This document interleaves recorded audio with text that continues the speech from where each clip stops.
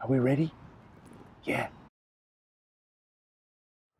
Hi, I'm Simon Dowling and welcome back to Making Bold, a little video series where I explore what does it take to create teams that are truly bold when it matters. Bold enough to come up with crazy ideas, to challenge the status quo, bold enough to give one another feedback and even more so to ask for it. Bold enough simply to voice up in meetings, to try things that are new even when you can't be guaranteed that they'll go perfectly. All of these things take courage. And I reckon every team and every leader faces the question, how do we create enough safety to have that courage? Before we go on, does anyone have any questions? What about any suggestions, any ideas? Anyone? No? We've all been guilty of inviting contribution in that kind of way. Just the open invitation, the open question to the group. But let's face it, it's lazy. It doesn't create a feeling of safety, and more often than not what you get is the predictable or the obvious view dominating the conversation while others sit there in silence, and that's if you're lucky.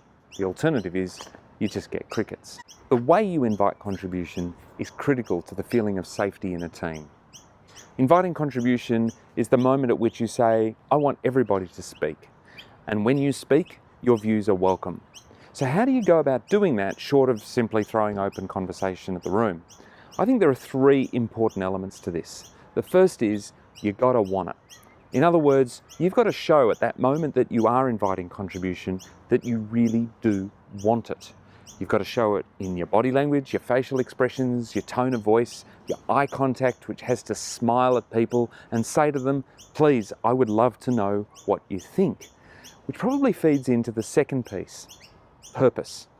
I think what's really powerful is not only wanting it, but really articulating to the rest of the team what your purpose is in inviting that contribution in the first instance. So you might be saying something like, listen, I think it would be really useful to get a range of different views on this in the room before we go on, because I think whatever we do today needs to reflect the different experiences in this room. Or you might say something like, there are a multitude of different perspectives on how we should go about this project, and I'd really like to take a few moments to canvass what those different perspectives are. You see how framing your purpose in that way gives people a greater sense of what's going on in your head when you ask the question. They're not left guessing. The third piece flows on from purpose, and that's now your process. So if you've said that your purpose is that you want to solicit a number of different views in the room, or you want to canvass a few different perspectives, well then your process has to reflect that. You can't simply throw open the conversation which allows the dominant voices, the more gregarious voices, the more experienced voices in the room to now take over the conversation. You need to think of a process that will capture other voices as well. Now that might be as simple as saying, so let's take a few minutes for each person to take their own notes on the following question. Or maybe let's get into some pairs and let's mix it up. Don't work with someone you know, and grab up some post-it notes or a notepad and just jot down some ideas together that you think are relevant to this conversation today. Or it might be that you give people the question in advance and ask them to feed their views into some kind of central way of capturing them, a Google form or a SurveyMonkey or a Trello board. All of these things are great ways of making sure that you hear multiple voices at once.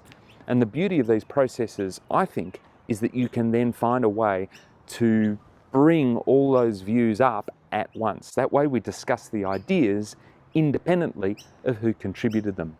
So there's just a few thoughts for you to be reflecting on. How do you go about inviting contribution in your team?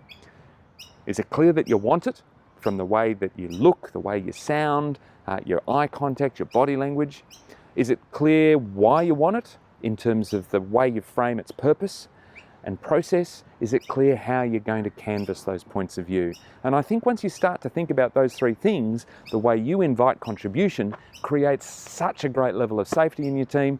People will start contributing time and time again. So important. That's my thought for today. Inviting contribution. We are Making Bold. I'll see you next time.